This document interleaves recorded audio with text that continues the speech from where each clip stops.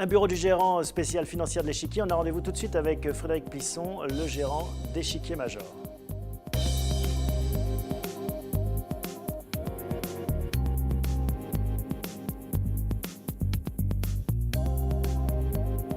Frédéric Plisson, bonjour. Bonjour. Merci de nous recevoir ici, dans vos bureaux financiers de l'Échiquier. On va parler avec vous du fonds que vous gérez. Vous avez la responsabilité d'Échiquier Major. Mais auparavant, un mot sur votre société de gestion.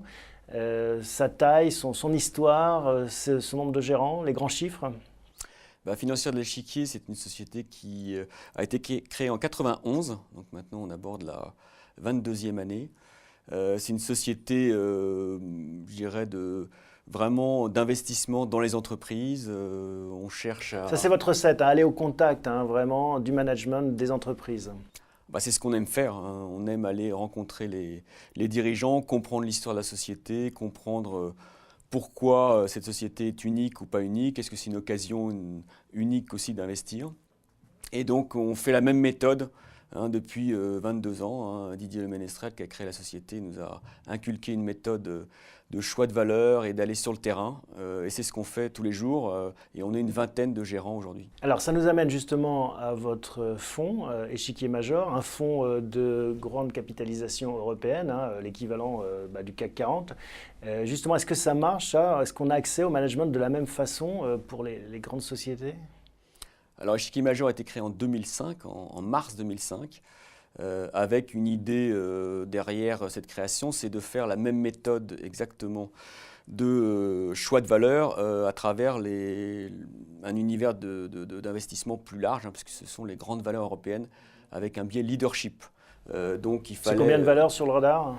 À peu près 150 sociétés qu'on a toutes rencontrées depuis les 9 ans qu'on gère ce fonds. Et alors ça me ramène à ma question, c'est facile d'avoir accès au top management de ces 150 plus grandes entreprises européennes? Alors c'est pas, au départ c'est toujours compliqué parce qu'il faut être connu, mais là maintenant depuis 9 ans je pense qu'on a acquis une certaine stabilité. Je pense que les investisseurs, les dirigeants sont contents de nous rencontrer parce qu'on est là sur le long terme. Alors, on voudrait votre analyse, votre expertise sur ce qui se passe sur les marchés financiers. On a vu leur rallye de fin d'année. On voit ce faux départ début 2013, alors que tout le monde semble vouloir converger vers ce marché action. Quelle est votre analyse? Je pense que le marché action aujourd'hui est un marché intéressant pour les investisseurs à plusieurs titres.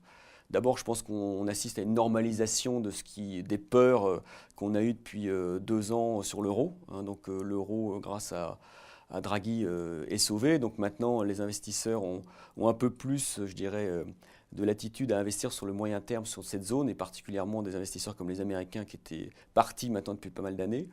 Je pense que c'est une opportunité aussi parce que en termes de potentiel de hausse et de potentiel de rendement, je pense qu'il y a beaucoup de marchés qui ont été des marchés refuges depuis pas mal de temps à cause de toutes les peurs sur l'Europe, que ce soit l'immobilier, que ce soit l'or.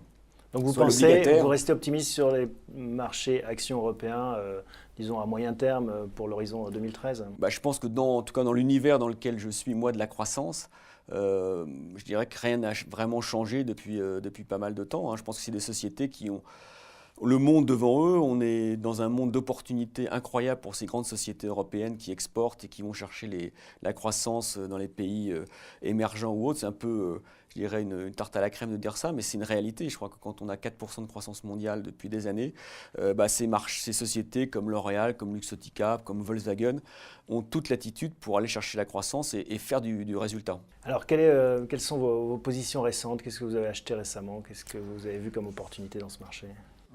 On est toujours attiré par des sociétés de croissance à des prix raisonnables, puisque la valorisation fait partie je dirais, des critères importants, même dans un univers de croissance.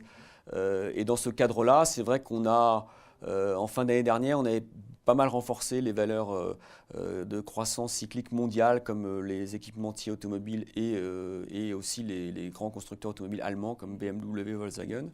On a rentré récemment une société suisse dans le chocolat qui s'appelle Barry Callebaut, parce qu'on aime bien aller chercher aussi quelques pépites moins connues. Votre stratégie sur 2013, quelle est-elle?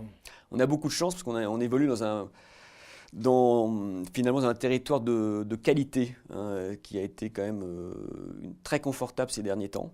Ce territoire de qualité, c'est vrai, a été souvent le refuge de beaucoup d'investisseurs. C'est pour ça que j'insiste un peu sur la valorisation et qu'il ne faut pas non plus acheter à n'importe quel prix, n'importe quel dossier.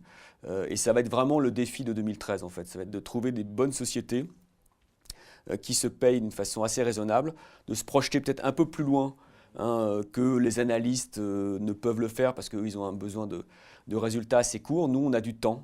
Merci Frédéric Plisson. Julie, content de vous retrouver. Vous avez assisté à cet entretien avec le gérant Frédéric Plisson. Qu'est-ce que vous retenez de ces échanges ?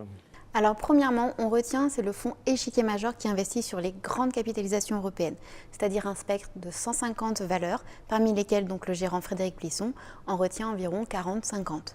Deuxièmement, donc 2013 sera marqué par la normalisation des marchés suite au sauvetage de l'euro l'été dernier par Draghi. Et enfin, comme le souligne donc le gérant, l'Europe est un territoire de qualité, parmi lesquels il continuera à sélectionner les sociétés de croissance, mais à prix raisonnable. Merci beaucoup Julie, à bientôt. Merci.